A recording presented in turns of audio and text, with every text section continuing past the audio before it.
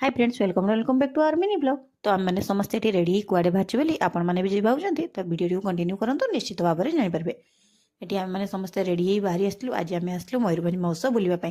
ये सब छोट पिला खेलना गाड़ी गुड़ाक लगे आउ देखिए गेलु बाबा भी बसवाई जिद करला जेहेतु सी डरे आम मैंने बसी नलु तार तो आइसक्रीम हेल्ले होगला और सी भी बुझीगला।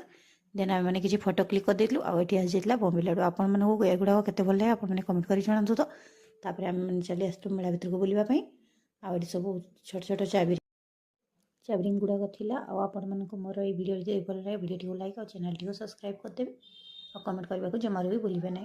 और एपटे सब थी स्टेसनारी सज आला बहुत सुंदर सुंदर शाढ़ी गुड़ाक और किसी माने पुराणा कालिया जिनस गुड़ाक सब थी।